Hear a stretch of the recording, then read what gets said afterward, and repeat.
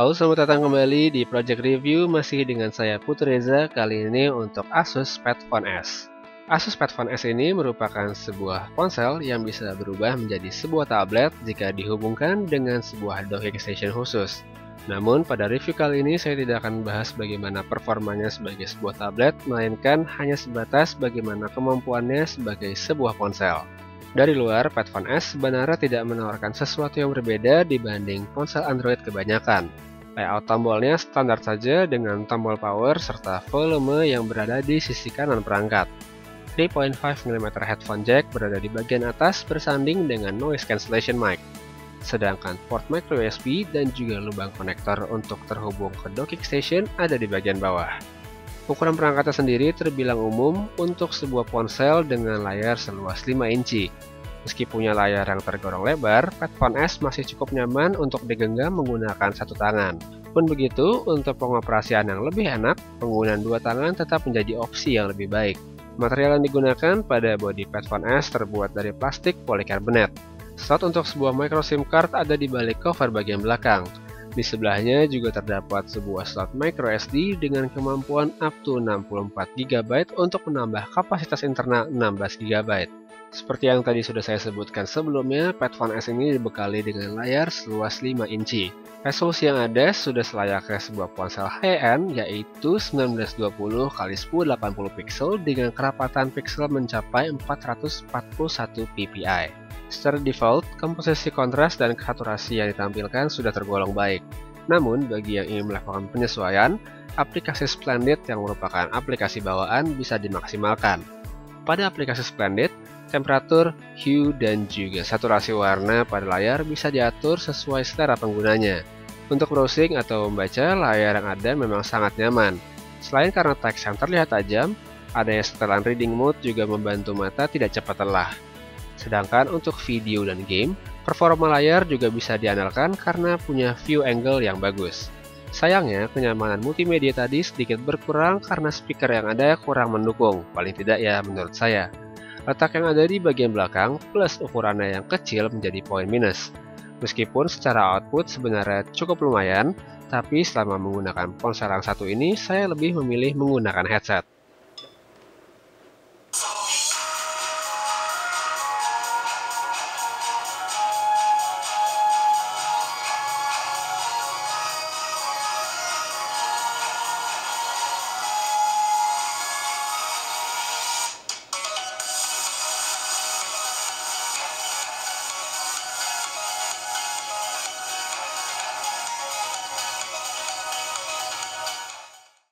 Dapur pacu dari Padfone S terbilang tangguh meskipun ya sudah cukup berumur.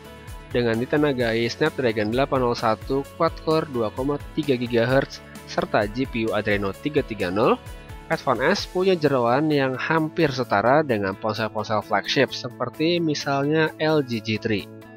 Berbekal dapur yang cukup mumpuni tadi, performa dari Padfone S untuk berbagai macam aktivitas tentunya sudah memuaskan. Tidak ada aktivitas yang tidak bisa ditangani dengan baik oleh ponsel Android yang satu ini. Bekal RAM 2 GB juga terasa cukup untuk mengakomodasi multitasking dalam jumlah yang cukup banyak. Beralih ke bagian software, Android KitKat versi 4.4.2 masih menjadi OS pada Padfone S dengan kustomisasi Zen untuk tampilan antarmuka. Secara garis besar, kustomisasi yang diberikan pada Padfone S terbilang cukup masif. Tampilan app drawer, icon aplikasi, dan juga notification bar semuanya mengalami perubahan. Jumlah aplikasi bawaan yang terpasang secara otomatis pada Padfone S terhitung cukup banyak. Namun bagusnya jumlah aplikasi yang tidak sedikit tadi sama sekali tidak mengganggu performa dari Padfone S. Yang cukup disayangkan dari software Padfone S adalah adanya bug yang cukup banyak. Salah satu yang menjadi sorotan adalah firmware bawaan yang membuat ponsel ini tidak bisa terhubung dengan koneksi 4G. Pada saat membuka kotak pertama kali dan mengaktifkan Padfone S, masalah tersebut juga saya alami pada review unit.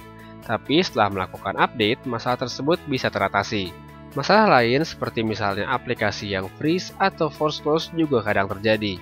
Untuk melengkapi deretan spesifikasi di atas, Padfone S hanya dibekali dengan baterai berkapasitas 2300 mAh saja.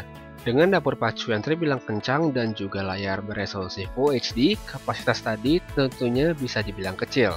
Namun pada kenyataannya tidak demikian, seperti yang bisa dilihat pada screenshot berikut ini.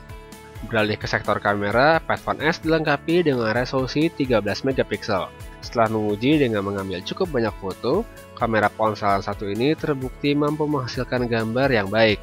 Dalam kondisi terang, performanya patut diacungi jempol dengan reproduksi warna yang hampir akurat serta dilengkapi kontras yang baik.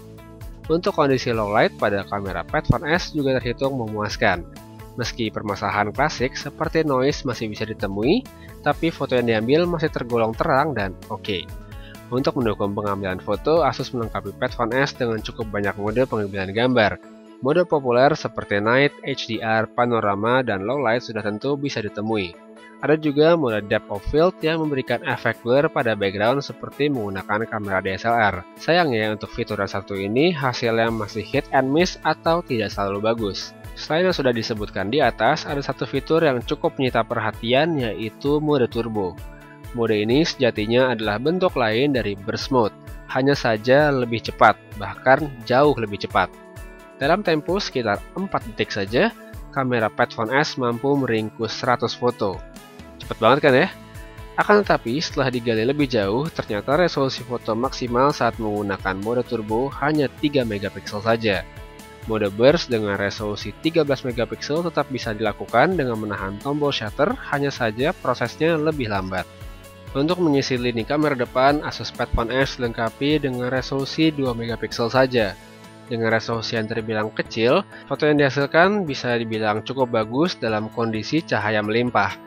Namun, jika pada kondisi sebaliknya, foto akan tampak kusam dan kurang tajam. Di sektor video, Padfone S mampu merekam video dengan resolusi 4K menggunakan kamera belakang. Sedangkan untuk kamera depan, resolusi videonya hanya sampai 1080p saja. Jadi, secara keseluruhan, Padfone S memang bukan sebuah ponsel flagship yang dibekali spesifikasi ekstra luar biasa atau desain yang eksklusif. Namun, dengan adanya chipset Snapdragon 801 dan juga RAM 2GB pada daftar spesifikasi, ponsel ini sudah bisa menjanjikan performa cepat yang memuaskan. Layar cemerlang dengan resolusi Full HD seluas 5 inci cukup untuk memanjakan mata penggunanya dalam aktivitas multimedia seperti bermain game atau menonton video. Akan tetapi, cukup disayangkan Padfone S tidak dilengkapi dengan speaker yang sepadan kualitasnya. Untuk urusan kamera, resolusi 13 megapiksel yang ada menunjukkan hasil yang memuaskan baik dalam situasi indoor maupun outdoor. Namun perlu dicatat bahwa performa low light tidak sepenuhnya bagus meskipun tidak bisa dikatakan jelek sama sekali. Dengan harga yang tergolong terjangkau yaitu pada rentang 3 jutaan, Padfone S jelas punya potensi untuk bersaing dengan para jagoan tahun lalu. HTC One M8, Samsung Galaxy S5, atau LG G3 adalah beberapa flagship yang punya spesifikasi dasar serupa dengan Padfone S, namun ponsel dari Asus ini punya harga lebih murah hampir setengahnya. Tertarik mencoba? Oke, mungkin itu dia review saya kali ini untuk Asus Padfone S. Terima kasih sudah menyaksikan video ini dan jangan lupa untuk klik tombol like, subscribe, dan juga tentunya share video ini di sosial media. Saya Putra Reza dari Project Review pamit. Kita ketemu lagi di video selanjutnya and have a nice day.